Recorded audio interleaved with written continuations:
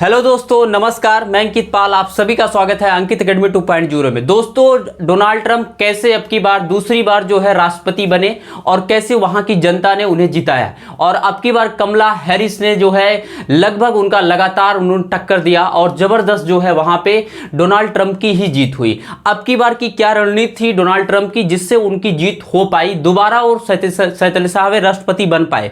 Otherwise अभी तक के काल में जो है जितने भी पिछले कार्यकाल रहा है लोगों का, राष्ट्रपति का अमेरिका के, वहां तक अभी जो है दूसरी बार कोई राष्ट्रपति नहीं बने हैं। और मोस्टली यहां पे इन्होंने बहुत मेहनत करके जो है इतने कम उम्र में, इतने ज्यादा उम्र में जो है यहां पे कोई राष्ट्रपति अभी तक नहीं बना है, क्योंकि इतना जो है लगातार वो मेहनत करते रहे। जब पिछली बार 2020 में उन्होंने चुनाव हारे थे, उसके बाद से लगातार वहां पे मेहनत करते रहे, जिससे क्या हुआ, अब की बार में हर एक वोटर से वो अच्छे से कनेक्ट हुए, फिर जाकर के उनकी वहां पे जीत हुई। लगभग वहां पे जो अमेरिका है, अमेरिका में मिलाकर के टोटल अमेरिका जो कांग्रेस है वहां पे 535 सीटें हैं, और 535 सीटों में उन्होंने डोनाल्ड ट्रंप को 277 सीटें जो है वहां पे मिली, और यहां पे कमला हैरिस को 224 सीटें मिली। तो कमला हैरिस भी काफी अच्छी टक्कर देती हुई नजर आई यहां पे।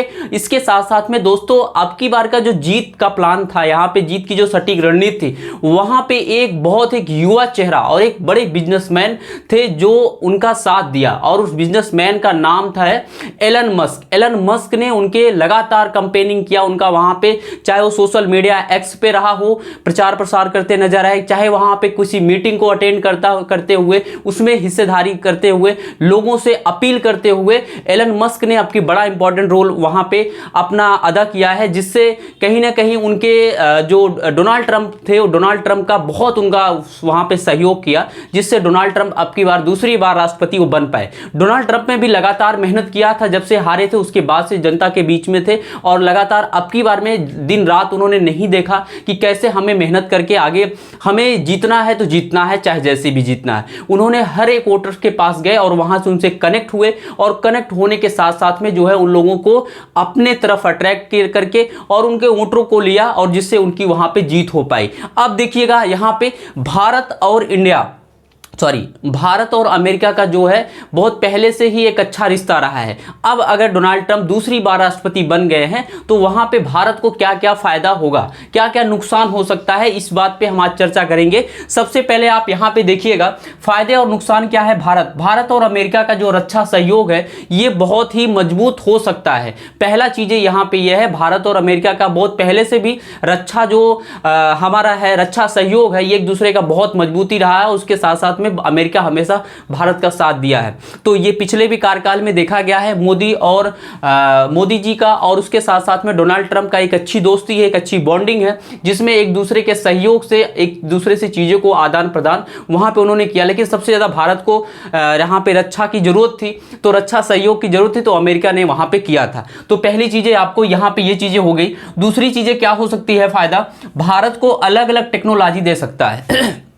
यहाँ पे देखिए, जो भारत है, भारत को बहुत सारी टेक्नोलॉजी की जरूरत है। जो अमेरिका में सबसे ज्यादा टेक्नोलॉजी है, तो अमेरिका जो है सबसे ज्यादा टेक्नोलॉजी वहां पे भारत को दे सकता है, जिससे उसकी एक आर्थिक सहयोग होगा। तो यहाँ पे अमेरिका, ताकि भारत किसी सैन्य शक्तियों से लड़ सके, तो यहाँ पे उसे आर्थिक सहयोग ये मिल सकता है। तीसरा है दोस्तों, H1 वीजा अगर लागू रहने दिया तो भारतीयों को नुकसान हो सकता है। H1 वीजा मतलब एक हमारे जो पहले पिछली बार जब कार्यकाल में डोनाल्ड ट्रंप थे, तो उस वक्त क्या हुआ था, वहां पे H1 वीजा लागू किया था, जिसके तहत उन्होंने जो हम अपने देश के लोग थे, अपने देश के लोग को ज्यादा से ज्यादा उन्हें चांस मिले, इसलिए उन्होंने H1 वीजा लागू किया, जिससे भारतीय लोग या विदेश के लोग जो है उनके देश में ज्यादा से ज्यादा वहां पे ना रह सके, या नौकरी या किसी और चीजों के लिए काम ना कर सके। उनके ज्यादा से ज्यादा लोगों, अमेरिका वालों के लिए, वहां के जो लोग हैं उनको वहां पे रोजगार मिले, इसलिए उन्होंने H1 वीजा लागू किया था, ताकि वो ना आ सके। तो ये अगर लागू रहता है, तो मान के चलिए नुकसान है कि जो भारतीय लोग हैं, सबसे ज्यादा भारत के लोग वहां पे है, अमेरिका में है, तो उनको नुकसान हो सकता है। और वो सभी अलग अलग जो है टेक्नोलॉजी कंपनी में भी काम कर रहे थे, जिससे उनको नुकसान हो सकता है।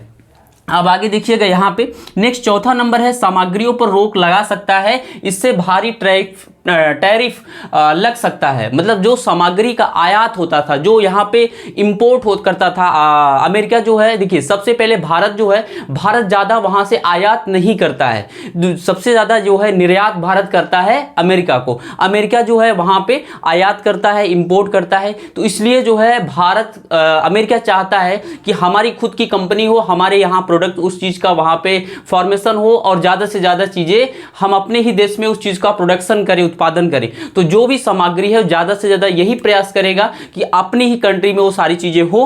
तो वहाँ पे भारत की जो सामग्री है उन पे कुछ रोक लग सकती है या उस पर भारी टैरिफ लगा सकता है, जिससे भारत को कहीं ना कहीं नुकसान हो सकता है। तो ये चीज़ें हो गई, आपको चौथा बताया। पांचवा नंबर है दोस्तों यहाँ पे, अमेरिका में भारतीयों के लिए नौकरी के अवसर कम हो सकते हैं।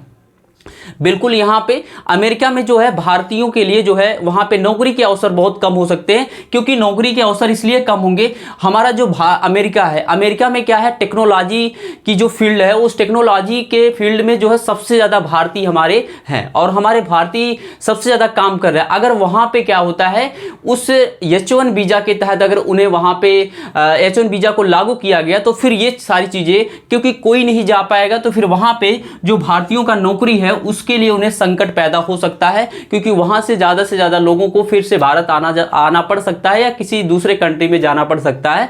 ये चीज़ें यहाँ पे अनुमान लगाया जा रहा है। अब यहाँ पे देखिएगा नेक्स्ट, इसके बाद फिर से नेक्स्ट, क्योंकि अमेरिका हमेशा से चाहता है कि उसके लोग ही जो है वहां पे ज़्यादा से ज़्यादा रहें। आगे छठा नंबर है, चीन, पाकिस्तान, बांग्लादेश पर अमेरिका का कड़ा रुख हो सकता है।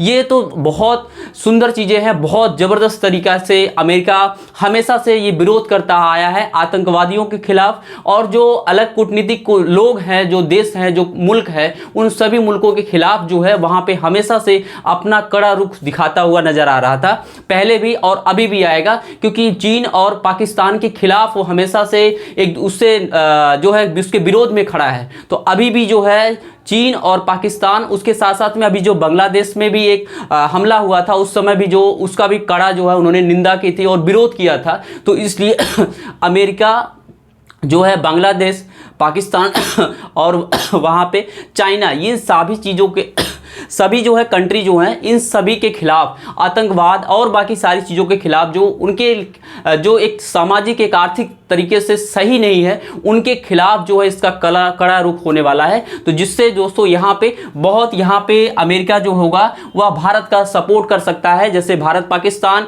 या भारत और चीन की लड़ाई या किसी अनदर चीज़ों में वहाँ पे एक रक्षा सहयोग से लेके हर एक चीज़ें वहाँ पे वो कर सकता है। तो इतनी सारी चीज़ें, फ़ायदा और नुकसान आप लोगों ने जाना, और ये सारी चीज़ें थी भारत और अमेरिका का संबंध। मुझे आशा है कि आने वाले समय में बहुत अच्छा होगा, क्योंकि पहले से ही जिस दिन डोनाल्ड ट्रंप की जीत हुई उसी दिन प्रधानमंत्री ने बहुत अच्छे से उन्हें शुभकामनाएं भी दी और उन्होंने एक अपने आप को एक दूसरे को दोस्त भी माना। तो इस तरीके से ये दोस्ती हमें लगता है आगे कायम भी रहेगी, और अगर कायम रहती है तो हमारे भारतीयों को बहुत ज़्यादा फायदा होगा, हमारे भारत देश को बहुत ज़्यादा फायदा होने वाला। वीडियो अच्छा लगा हो लाइक करना, शेयर करना, चैनल को सब्सक्राइब करना। थैंक यू, जय हिंद।